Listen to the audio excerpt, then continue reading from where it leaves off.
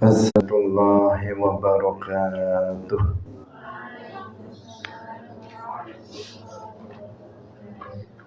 Alhamdulillahi rabbil alamin.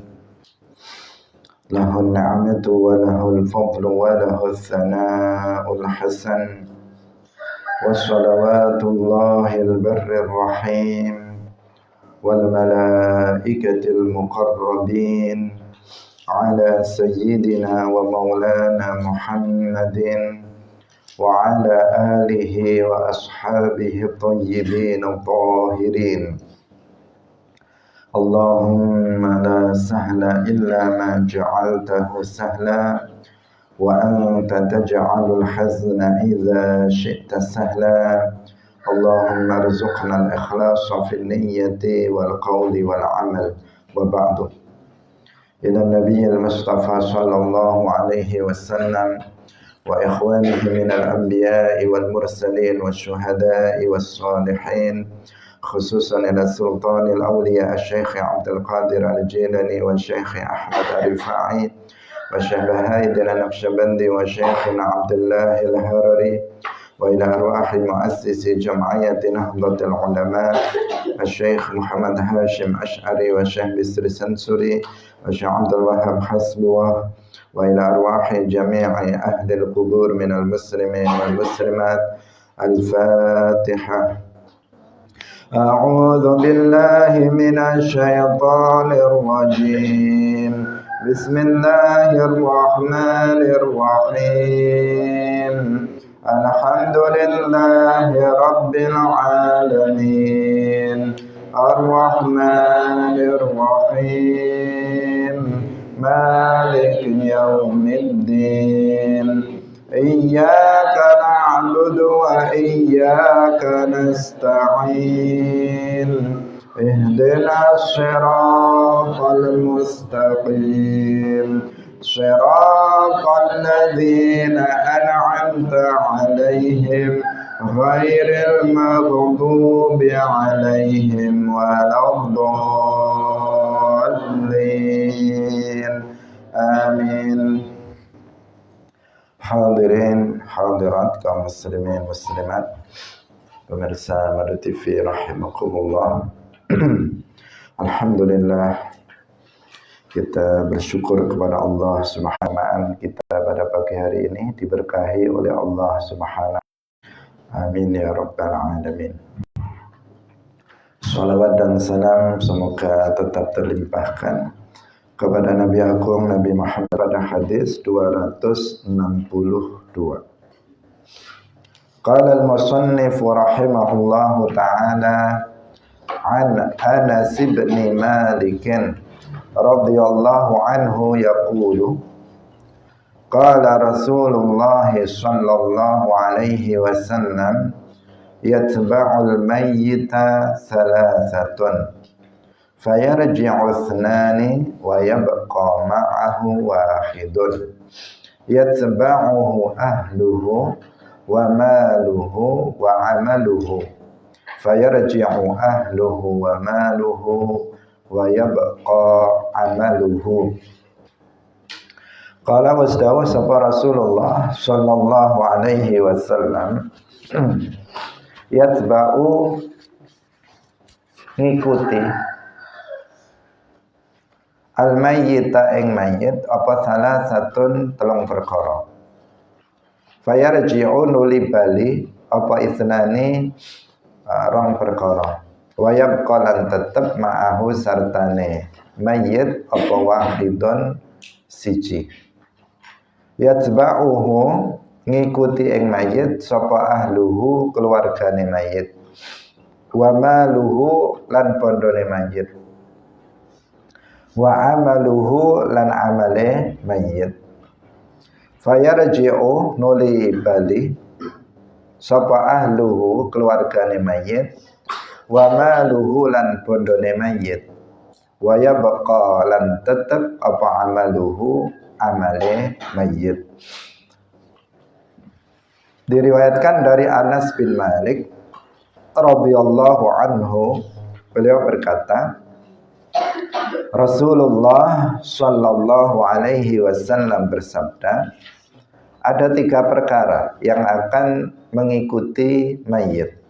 Ketika mayit itu dikuburkan, maka ada 3 yang akan mengikutinya.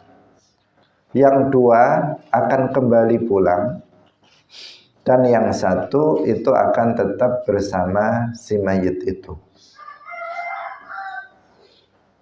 Yang akan mengikutinya, yang mengikuti mayit adalah 3 itu. Pertama keluarganya, yang kedua harta kekayaannya, yang ketiga amalnya. Kemudian keluarga dan harta bendanya itu akan kembali, dan yang akan tetap bersama mayit itu adalah amalnya. Hadirin rahimakumullah. Hadis ini menjelaskan mimba bil ghalib, pada umumnya.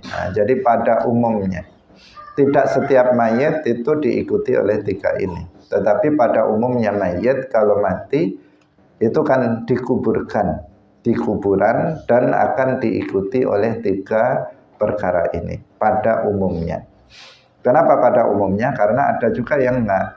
Misalnya ada orang yang mati tenggelam di laut, kan tidak diiringi keluarganya, tidak mengiringinya.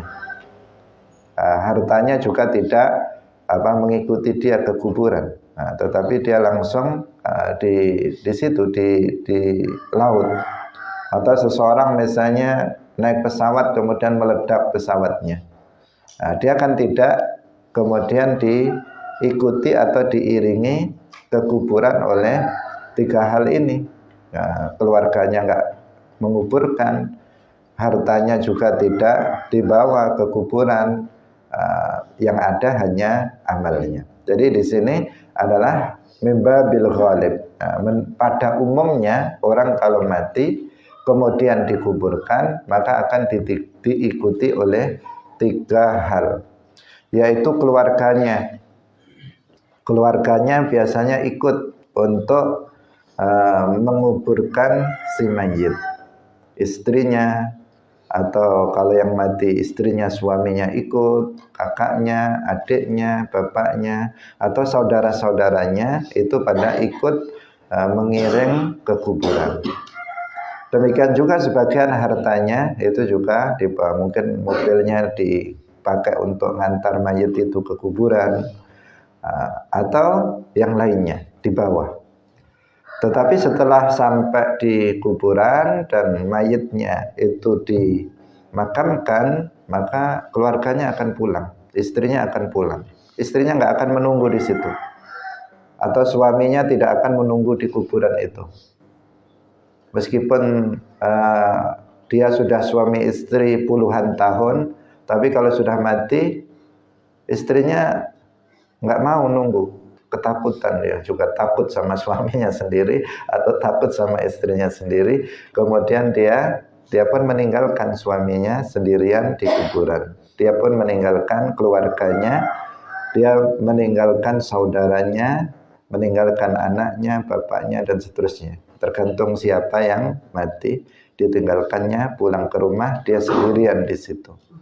Mobilnya, kendaraannya, harta bendanya juga tidak ikut dikuburkan di dalam kuburan tersebut, tetapi kembali ke rumahnya. Nah, yang tersisa itu adalah amalnya.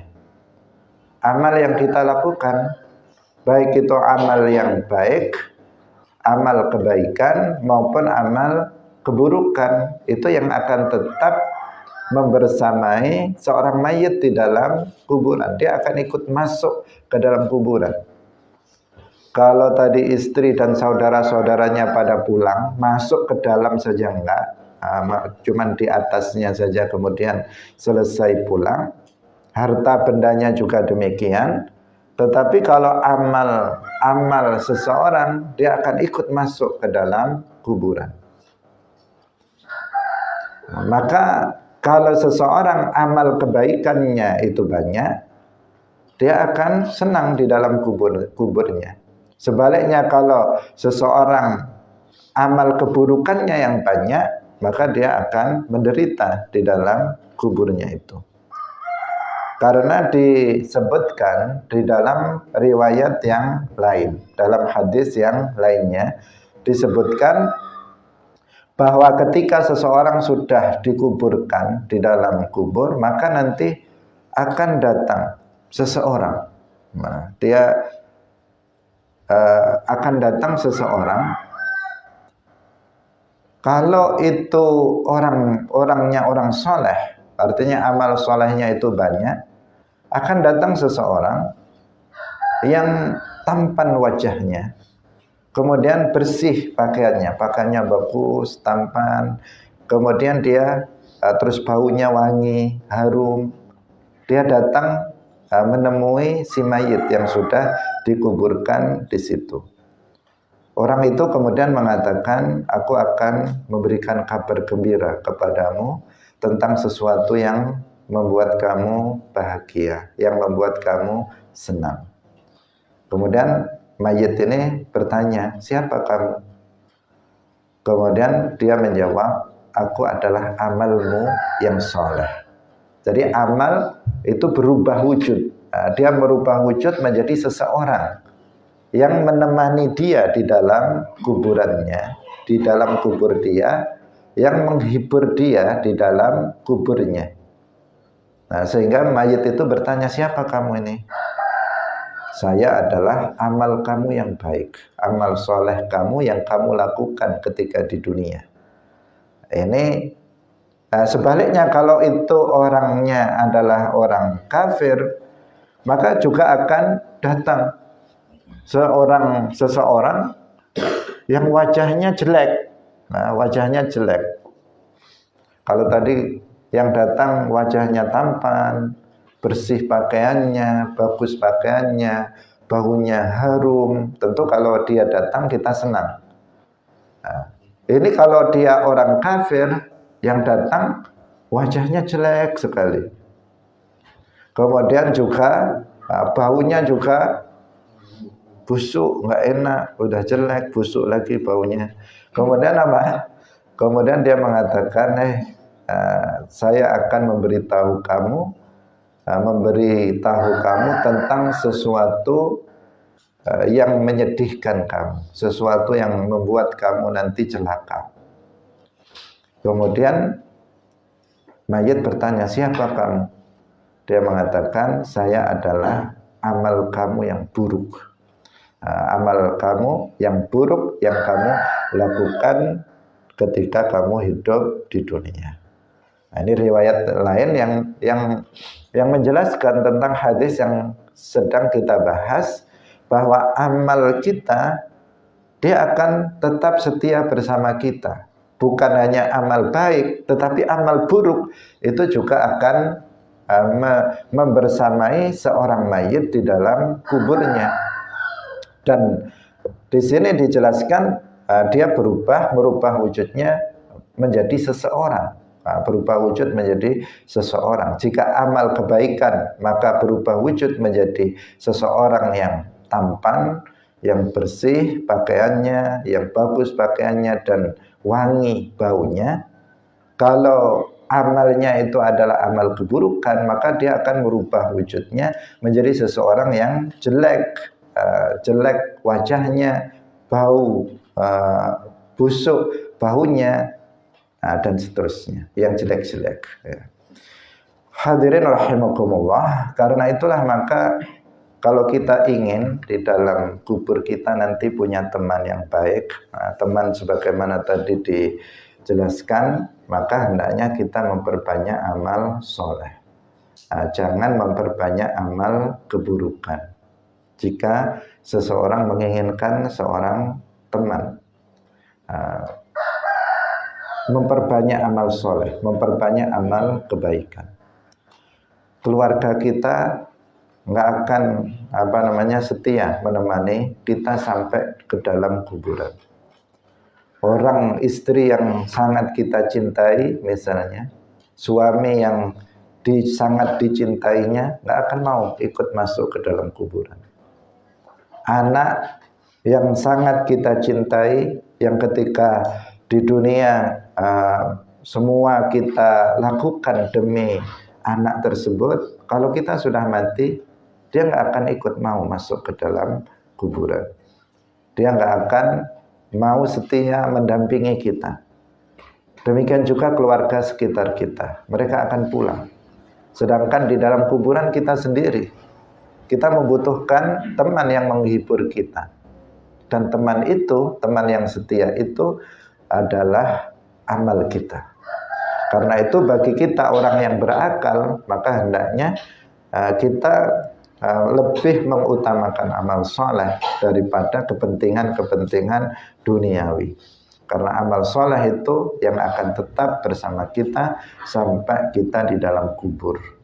Dan amal soleh itu juga nanti di akhirat yang akan membuat kita bahagia, kita selamat, kita senang di akhirat kelak.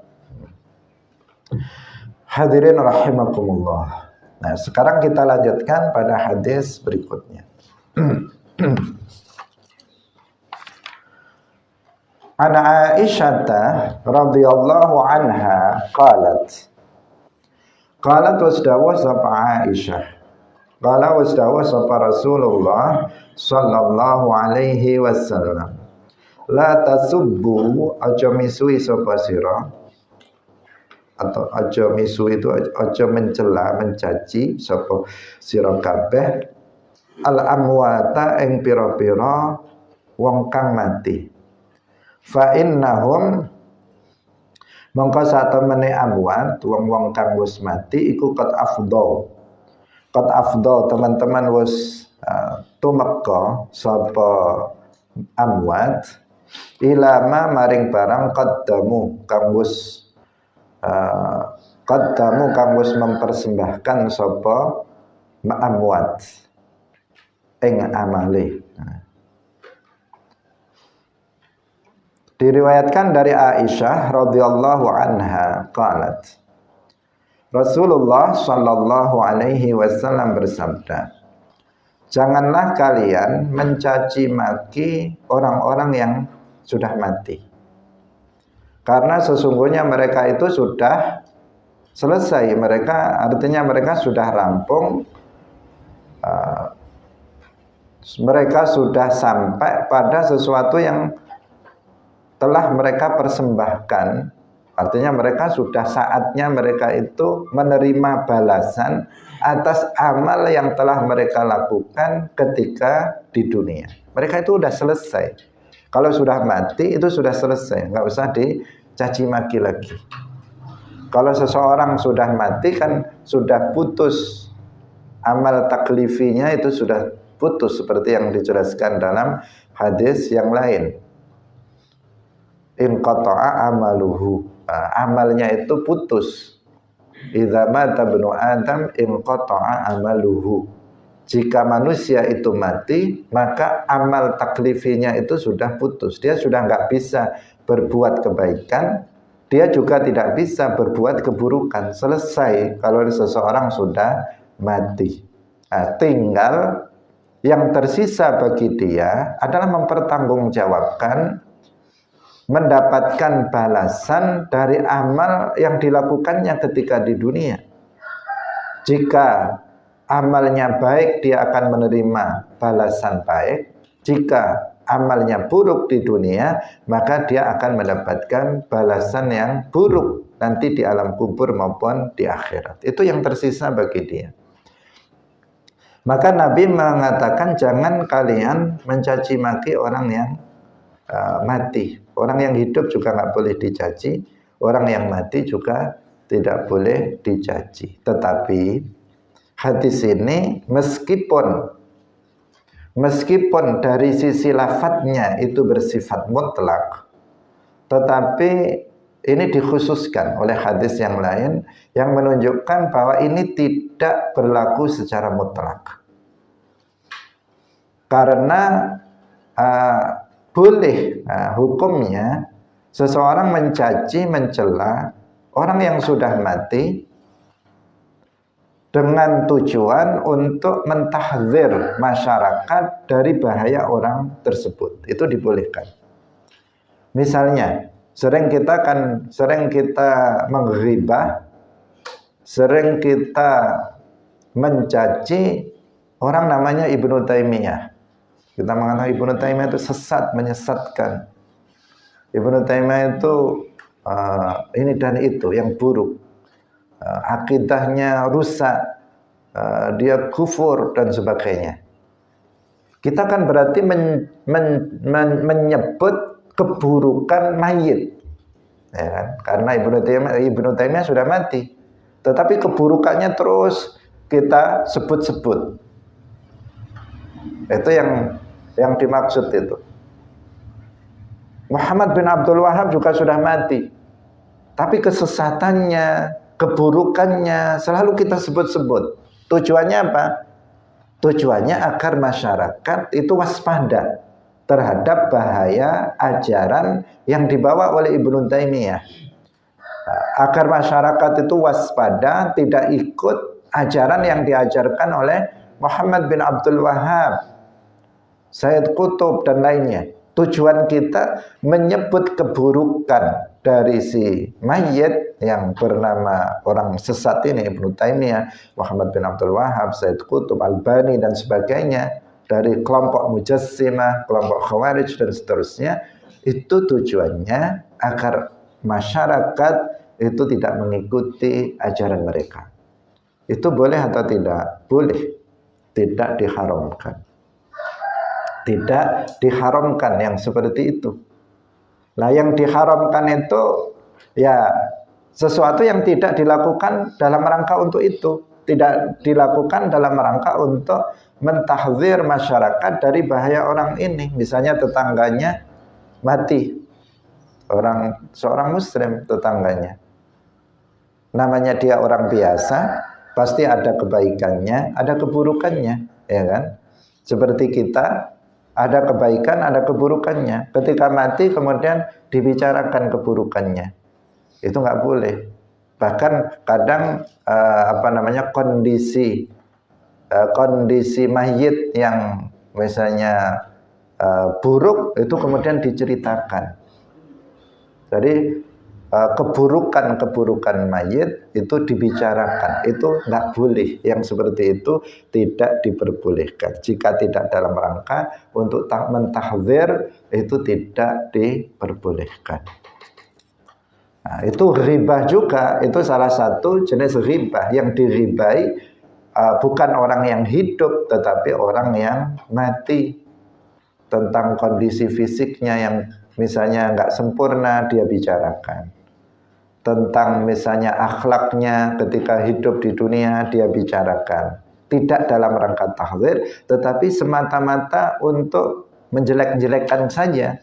Maka itu hukumnya nggak boleh. Itu masuk dalam hadis ini, la tasubbul amwat fa innahum qad afdau ila ma qaddamu. Mati ya sudah, dia sudah mati.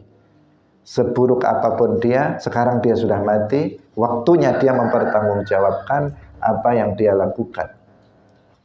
Sebaik apapun dia, sekarang dia sudah mati. Keburukan yang ada pada dia, ya semoga Allah mengampuninya keburukan-keburukan yang pernah dia lakukan. Berhenti, nggak usah dibicarakan lagi keburukan dia. Dia sudah selesai, dia sudah tamat ada di dunia ini. Tinggal kita yang belum selesai, tinggal kita yang harus kemudian memperbanyak amal soleh dan mempersedikit amal keburukan di dunia ini. Karena masih ada kesempatan bagi kita untuk beramal karena kita masih hidup. Jadi la tasubbul amwat artinya apa? Artinya kalian jangan menyebut keburukan-keburukan mayit. Keburukan-keburukan mayit jangan kamu sebut-sebut lagi karena dia sudah mati. Kalau sudah mati sudah selesai selesai kisah dia hidup di dunia ini, sehingga tidak perlu diungkit-ungkit keburukan yang pernah dia lakukan ketika hidup di dunia. Kecuali tadi menyebut keburukannya dalam rangka untuk mentahdzir masyarakat dari bahaya orang tersebut.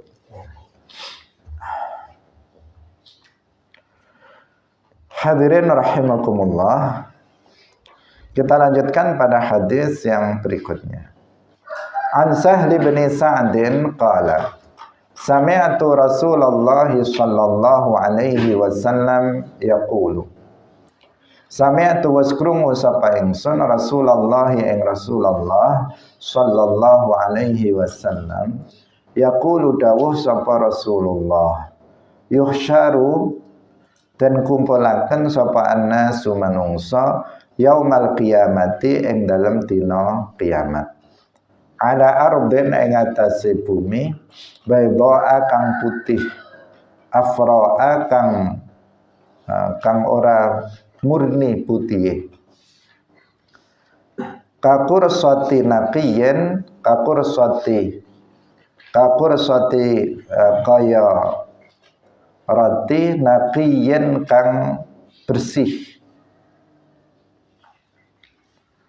Kala dawuh sapa Sahal au ghairuhu ta saliyane Sahal laisa ora ana iku fiha ing dalem ard ma'lamun utawi tondo li ahadin ketuwe wong suci. Diriwayatkan dari Sahal bin Sa'ad. Beliau berkata, aku telah mendengar Rasulullah Shallallahu Alaihi Wasallam bersabda, manusia akan dikumpulkan pada hari kiamat di atas bumi yang putih, tetapi putihnya tidak putih murni kayak putihnya tembok ini, tidak. Kakursati naqiyin seperti semacam roti yang bersih, yang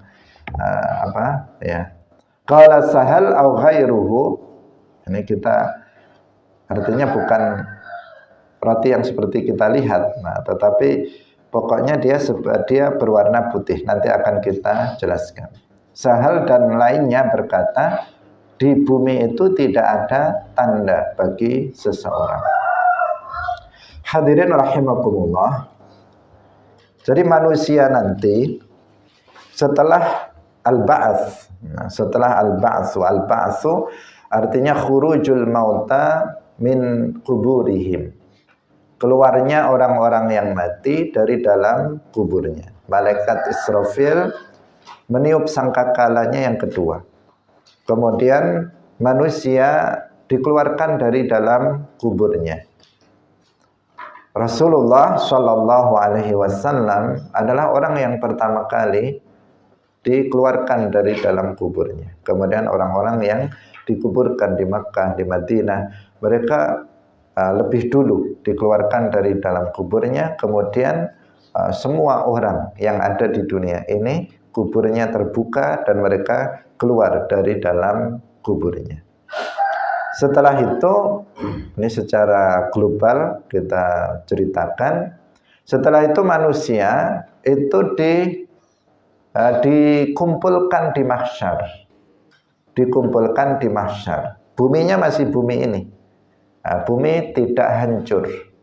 Bumi kita ini tidak hancur pada saat malaikat Israfil meniup sangkakalanya. Yang pertama, bumi ini tidak hancur, tetapi semua makhluk yang hidup semuanya mati. Semuanya mati.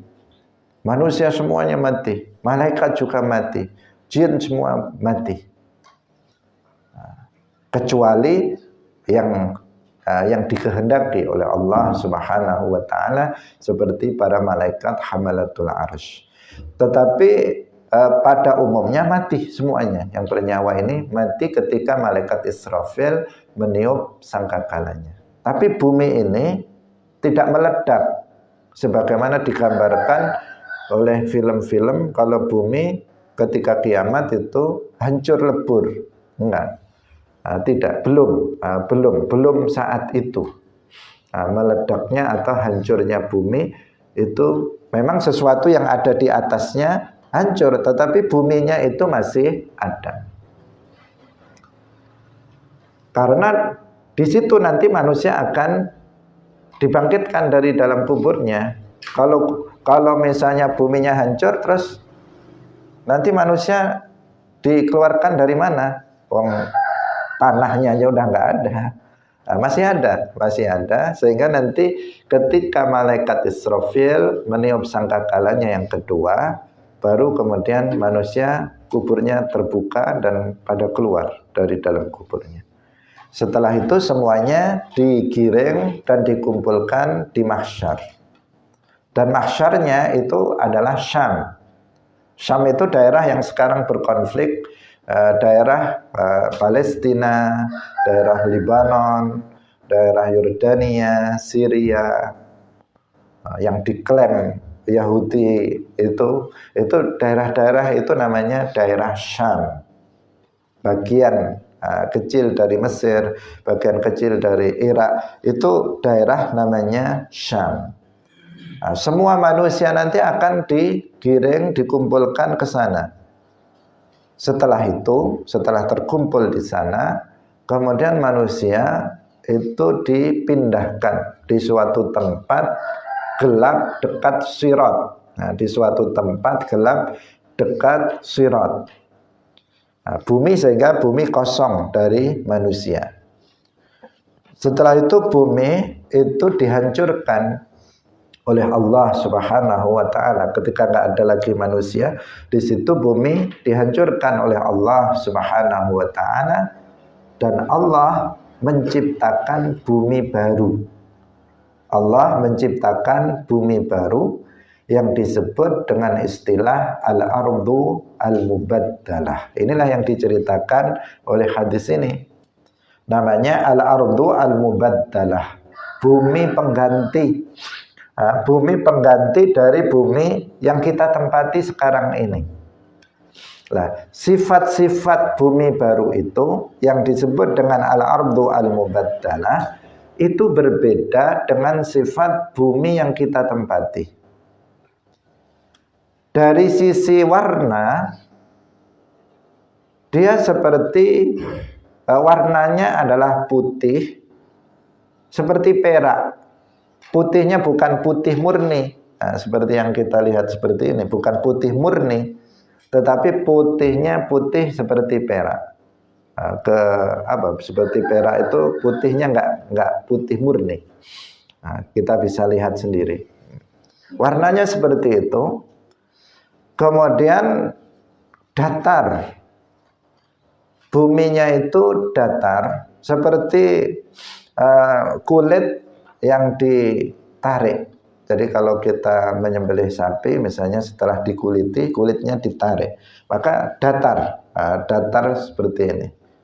Dengan pengertian, di situ nggak ada gunung, nggak ada lembah, nggak ada jurang, nggak ada laut, nggak ada sungai. Nah, yaitu yang juga yang dimaksud laisa fiha ma'lamun li ahadin. Nah, nggak ada tanda-tanda bagi seseorang. Nah, nggak ada tanda-tanda di bumi itu kan, misalnya kamu rumahnya mana? Saya rumahnya Kediri. Oh, itu ya yang dekat Gunung Kelut itu ya. Nah, itu berarti kan tanda tempat tinggal seseorang di sana. Nah, kamu di mana rumahnya? Saya tinggal di dekat Sungai Rokan misalnya. Oh, berarti di Rokan Hilir misalnya, dan seterusnya.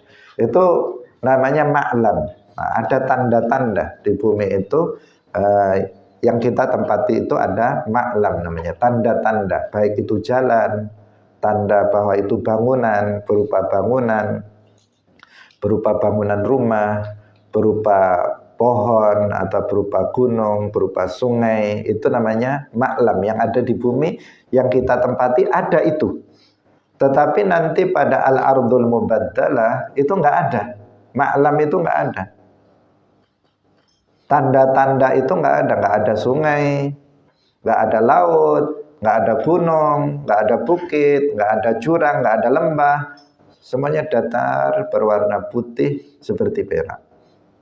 Itu sifat dari al-ardu al-mubaddalah. Disitulah manusia kemudian dibalikkan. Jadi tadi yang di Yunqal, yang dipindah di tempat gelap di dekat Sirat, kemudian mereka dikembalikan lagi ke bumi, itu dikembalikan ke bumi. bumi yang baru tadi, al-ardu al-mubaddalah. Untuk melanjutkan proses kiamat, untuk dihisab. Di tempat itulah, di al-ardul mubaddalah itulah, manusia dihisab, nanti ditimbang amalnya, dan seterusnya dalam proses kiamat. Bahkan di situ juga diletakkan ujung sirat, jembatan sirat itu diletakkan di situ ujungnya, salah satu ujungnya. Kalau ujung yang lainnya di tempat menjelang surga, itu as-sirat. Nah, jadi hadis ini menjelaskan tentang al-ardul mubaddalah itu, bahwa manusia dikumpulkan di sana pada hari kiamat, dikumpulkan di al-ardul mubaddalah. Artinya setelah dipindahkan ke tempat gelap di dekat sirat, dan setelah bumi yang kita tempati dihancurkan, kemudian mereka baru dikembalikan, dikumpulkan di al-mahsyar. Yang di al-mahsyar, yang mahsyarnya itu al-ardul mubaddalah. Kalau sebelumnya mahsyarnya itu adalah Syam, tanah Syam. Ketika bumi dihancurkan, maka mahsyar, tempat kumpul mereka dalam mengikuti proses kiamat, itu di al-ardu al-mubaddalah ini. Karena kiamat itu prosesnya sangat lama, memakan waktu 50.000 tahun. Lebih lama dari hidup kita di dunia ini. 50.000 tahun. Seseorang dalam menjalani kiamat itu dari mana sampai mana? Kiamat itu mulai dari al-ba'tsu mulai dari tadi keluarnya orang yang mati dari dalam kuburnya, sampai penduduk surga, orang-orang mukmin masuk ke dalam surga, dan orang-orang kafir, penduduk neraka masuk ke dalam neraka. Ini namanya proses kiamat. Nah, selanjutnya itu ya akhirat. Meskipun terkadang kiamat ini sudah disebut akhirat. Nah, tetapi untuk yaumul qiyamahnya itu sampai seluruh penduduk surga masuk ke dalam surga, dan penduduk neraka masuk ke dalam neraka. Sampai di situ yang disebut dengan hari kiamat.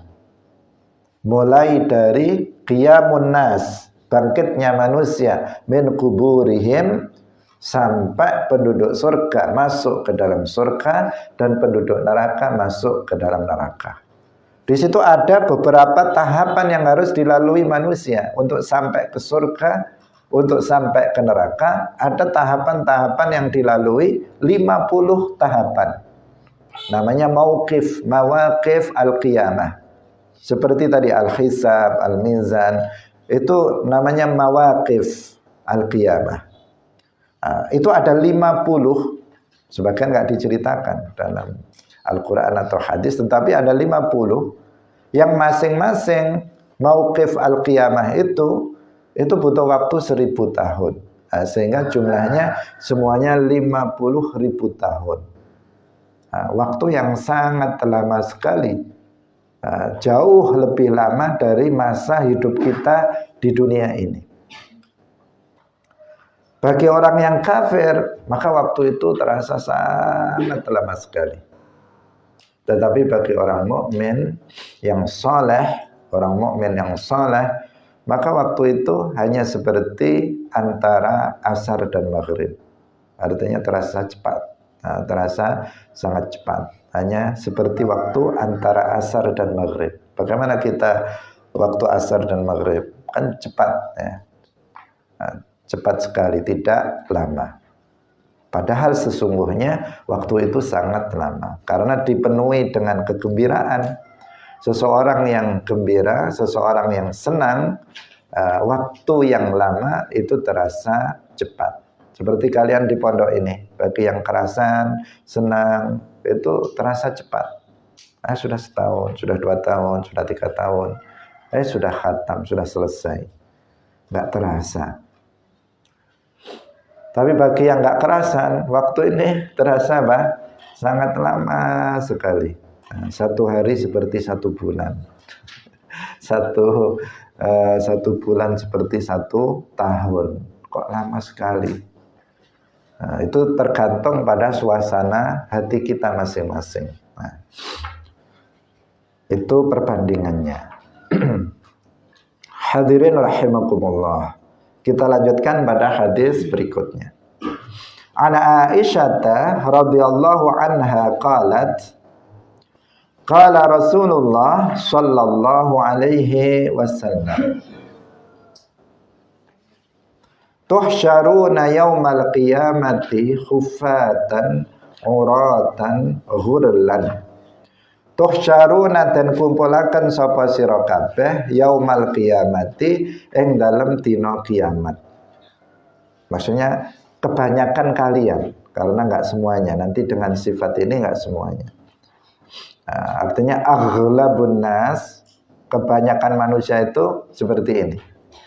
Tuhsyaruna dan kumpulaken sapa akeh-akeh sira kabeh yaumal qiyamati ing dalem dina kiamat khufatan halih wong kang ora gawe sendal, uratan tur wong kang udo itu telanjang, ghurlan tur wong kang urung sunat. Qalat dawuh sapa Aisyah radhiyallahu anha. Faqultu nuli ngucap sapa ingsun, ya Rasulullah, ar-rijalu utawi pira-pira wong lanang, wan nisa ulan pira-pira wong wadon. Yang zuru ana ta ningali sapa ba'duhum sebagiane rijal wan nisa ila ba'din maring sebagian kang weneh.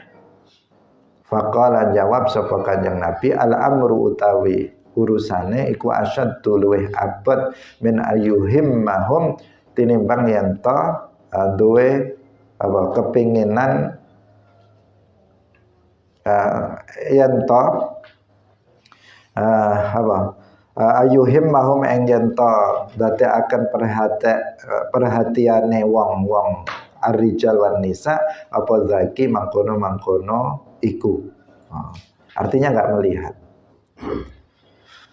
Jadi Rasulullah Shallallahu Alaihi Wasallam di sini menjelaskan tentang kondisi orang ketika dikumpulkan di mahsyar. Bahwa orang-orang ketika dikumpulkan di mahsyar itu kebanyakan di antara mereka itu dikumpulkan dalam kondisi khufat. Khufatan artinya tidak memakai sendal, tidak memakai sepatu, atau tidak pakai alas kaki secara umum. Itu maknanya khufat. Hafin artinya orang yang telanjang kaki. Ya panas, kepanasan. Karena nanti matahari itu didekatkan sehingga sangat panas sekali. Tetapi kebanyakan orang nanti itu dia tidak beralas kaki ketika di mahsyar. Auratan, mereka semuanya telanjang, nggak ada yang pakai, nggak pakai pakaian. Ini kebanyakan, bukan semua. Ya.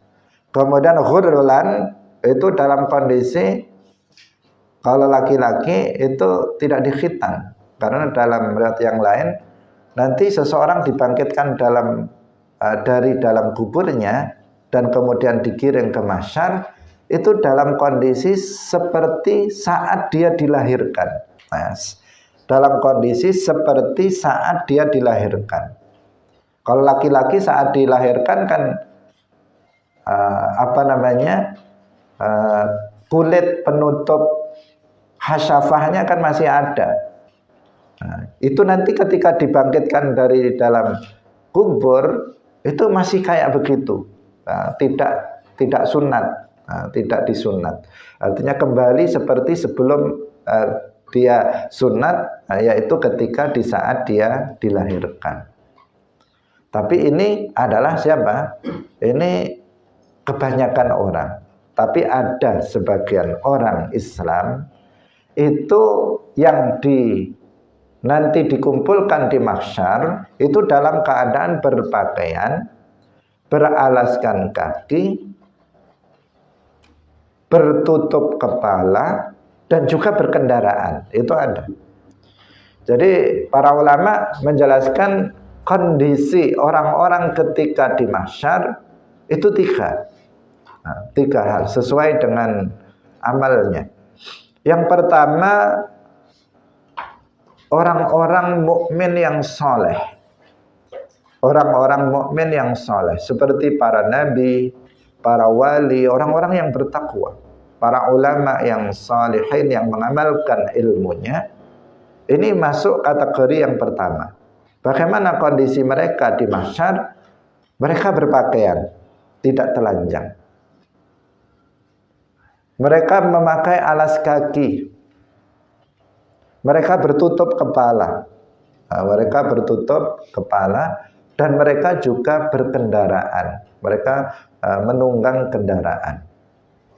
Yang dikatakan pelananya itu terbuat dari emas. Itu siapa? Para nabi, para wali, orang-orang saleh, orang-orang bertakwa, para ulama yang mengamalkan ilmunya. Masuk dalam kategori yang pertama. Yang kedua, ini yang diceritakan oleh hadis ini, yaitu kebanyakan dari orang Islam itu kan fasik. Kebanyakan fasik, pelaku dosa besar. Nah, mereka nanti dibangkitkan dari dalam kubur dalam kondisi telanjang, tidak beralas kaki, tidak bertutup kepala, tidak berkendaraan. Nah, sehingga digambarkan telanjang itu sampai kemudian terlihat bahwa kemaluannya yang laki-laki itu dia belum bersunat. Nah, artinya memang digitukan dengan kehendak Allah Subhanahu wa ta'ala. Ini orang yang kedua. Orang yang ketiga, ini orang kafir. Orang ketiga ini orang kafir. Kalau orang kafir, pertama kondisinya sama seperti orang fasik tadi. Telanjang, tidak bertutup kepala, tidak beralas kaki, tidak berkendara, ditambah ditarik oleh malaikat, kakinya ditarik, kepalanya nyeret ke bumi. Itu kondisi orang kafir ketika dikumpulkan di mahsyar. Nah, yang diceritakan oleh hadis ini itu orang mukmin, kebanyakan orang mukmin yang mereka itu adalah orang-orang yang fasik. Kondisinya mereka nggak diseret, tetapi mereka telanjang, kemudian tidak bertutup kepala, tidak beralas kaki, tidak berkendara. Nah, ketika Nabi Muhammad Sallallahu Alaihi Wasallam menceritakan ini, Sayyidah Aisyah, perawi hadis ini bertanya, apakah nanti laki-laki perempuan saling melihat? Dilihat misalnya, telanjang dilihat. Karena kalau di dunia ini, misalnya ada yang terbuka, kan pasti akan melihat orang, kebanyakan orang tidak ghadul basar, dia akan melihat kalau ada yang terbuka. Nah, sehingga Sayyidah Aisyah pun kemudian bertanya kepada Nabi, apakah nanti mereka akan saling melihat karena pada telanjang? Rasulullah Shallallahu Alaihi Wasallam menjawab tidak. Nah, tidak. Kenapa? Al-amru asyaddu min ayyuhimmahum zaki. Dalam yang lain, riwayat yang lain, min ayyahummahum zaki. Artinya kondisi saat itu kondisi yang sangat dahsyat. Setiap orang itu memikirkan nasibnya sendiri-sendiri. Nggak mikir orang lain, apalagi mikir syahwat atau mikir, enggak, sama sekali tidak terfikir hal-hal yang seperti itu. Nah, jadi mereka semuanya berpikir tentang keselamatannya masing-masing. Bagaimana ketika itu misalnya matahari didekatkan, nanti ada hadis berikutnya yang menjelaskan tentang bahwa mereka mengeluarkan keringat, bahkan sebagian keringatnya ada yang menenggelamkan dia. Jadi mereka sama sekali tidak berpikir untuk melihat aurat orang lain. Semuanya memikirkan nasibnya sendiri-sendiri. Itu jawaban Rasulullah Shallallahu Alaihi Wasallam. Itu yang dimaksud sabda beliau, al-amru asyaddu min ayyuhimmahum dzaki. Artinya la yanzur, mereka tidak saling melihat sebagian dengan sebagian yang lainnya.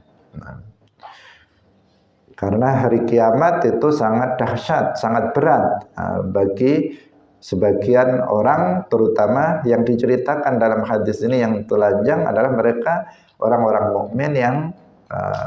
mukmin yang fasik. Sedangkan orang-orang saleh kondisinya itu tidak seperti itu. Mereka berkendara, berpakaian, bertutup kepala, beralas kaki, mereka mendapatkan kenikmatan. Itu yang disebut dengan sawab atau pahala amal saleh yang dilakukan oleh seseorang. Wujudnya adalah itu. Bahkan mereka mendapatkan nanti naungan arsy, sehingga dia tidak merasa kepanasan meskipun matahari didekatkan. Mereka tidak akan merasakan panas. Semoga Allah Subhanahu wa taala menyelamatkan kita nanti pada hari kiamat dan memudahkan urusan kita ketika kita harus menjalani proses kiamat nantinya. Nah, karena kita orang mukmin yakin kita membenarkan adanya hari kiamat tersebut. Sampai di sini pengajian kita pada pagi hari ini, semoga bermanfaat bagi kita semuanya. Barakallahu fikum, wallahul muwaffiq ila aqwamit thariq. Wassalamualaikum warahmatullahi wabarakatuh. La ilaha illallah. Allahumma salli ala sayyidina Muhammad wa ala alihi wa sahbihi wa sallim. Rabbi ghfirli wa li walidayya wa lil mu'minina wal mu'minat.